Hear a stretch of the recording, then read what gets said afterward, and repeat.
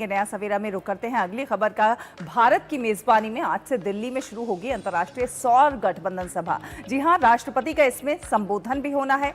सौर ऊर्जा अपनाने के प्रयासों में सहयोग बढ़ाने में ये काफी कारगर होगी और इसमें चर्चा भी होगी। भारत मंडपम में 8वें अंतर्राष्ट्रीय सौर गठबंधन ISA सम्मेलन में राष्ट्रपति द्रौपदी मुर्मू मुख्य भाषण देंगी।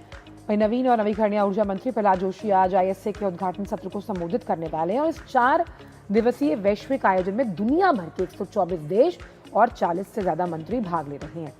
ये सम्मेलन वैश्विक समुदाय को सहयोग के साथ साथ जब हम उज्जवल और टिकाऊ भविष्य की बात करते हैं, सौर ऊर्जा अपनाने के लिहाज से इस दिशा में बड़ा कदम माना जा रहा है।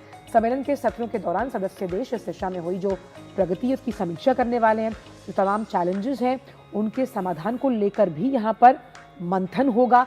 सभी जगह पर किफायती तौर पर कैसे सोलर एनर्जी को पहुंचाया जाए, इस लक्ष्य को लेकर कार्य कैसे होगा, इसके समन्वय पर विचार विमर्श किया जाएगा। यानी कि डिस्कशंस होंगे, राउंड टेबल कॉन्फ्रेंस के लिहाज से कई दौर की वार्ता चलेगी और इस पर बात करने के लिए दिल्ली से ही हमारे संवाददाता तापस भट्टाचार्य जुड़ गए हैं। तापस, जब हम ISA की बात करते हैं तो भारत को अंतर्राष्ट्रीय मंचों पर फैसिलिटेटर के तौर पर देखा जाता है कि कैसे भारत सोलर एनर्जी में ग्लोबल साउथ की अगुवाई करता हुआ नजर आ रहा है। आज का ये जो पूरा सम्मेलन है उस लिहाज से कितना बड़ा कदम आप मानते हैं सौर ऊर्जा को किफायती तौर पर पहुंचाने के लिए घरों तक और यहां तक कि फैक्ट्रीज तक भी? सबसे पहले तो सुप्रभात आपको और शैला को। मैं ये बताना चाहूंगा आप लोगों के माध्यम से कि इस वक्त ISA की मेजबानी सिर्फ नहीं, प्रेसिडेंसी भी भारत के पास है और इसी वजह से पूरा जो ग्लोबल साउथ है, एशिया पैसिफिक के देश, अफ्रीका के देश, ये सारे भारत की तरफ एक ठग आंखों से देख रहे हैं कि किस तरीके से वो एक नेतृत्व दे सकते हैं। कल मेरी DG ISA से बात हुई, इंटरनेशनल सोलर अलायंस के जो DG आशीष खन्ना, उन्होंने बड़े इंटरेस्टिंग 2-3 चीजें कही है, वो जो मैं आपके माध्यम से आज बताना चाहूंगा। आज इनफैक्ट प्रेसिडेंट द्रौपदी मुर्मू करीब 11 बजे के बाद इस सेशन का जो 8th सेशन ऑफ ISA है उसका उद्घाटन करेगी। तो उन्होंने 2-3 चीजें अहम कही, जैसे मैंने कहा आशीष खन्ना जी ने। तो पहला जो था कि एक सेक्रेटरीट, इस ISA बहुत बड़ा बन चुका है, 125 देश इसमें इस वक्त शरीक कर रहे हैं।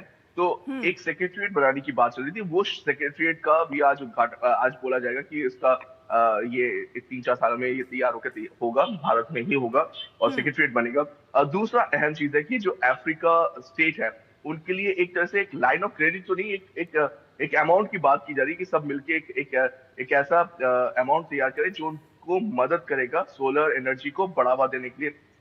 अफ्रीका बहुत बड़ा एक सोर्स हो सकता है, तो उसके लिए एक लाइन ऑफ क्रेडिट दी जाने की बात की जा रही है। तीसरा जो अहम चीज है, one world one sun one world one grid, ये एक सपना था प्रधानमंत्री नरेंद्र मोदी का, वो बहुत जल्दी साकार होने वाला है। कोशिश की जा रही है कि जितने भी देश है, जितने भी कॉन्टिनेंट्स हैं, अफ्रीका, आप कहिए मिडिल ईस्ट कहिए या साउथ ईस्ट एशिया, इंडिया, इन सबको एक कनेक्ट करने की जो पहल चल रही थी उसमें तेजी आ सकती है। उस पर भी बात हम कर पाएंगे।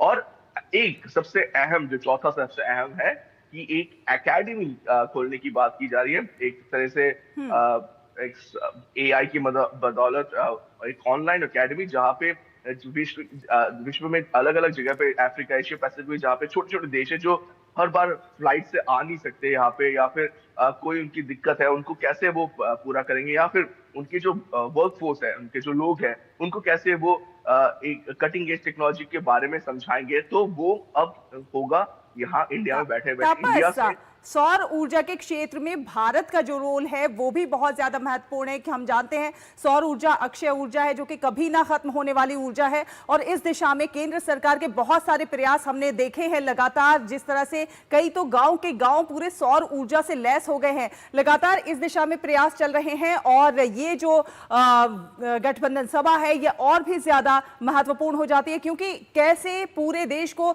सौर ऊर्जा से लैस किया जाए, इस पर भी इसमें बातचीत होगी। बहुत बहुत धन्यवाद, आगे भी आपसे इस पर बात करेंगे। फिलहाल शुक्रिया ये तमाम जानकारी देने के लिए।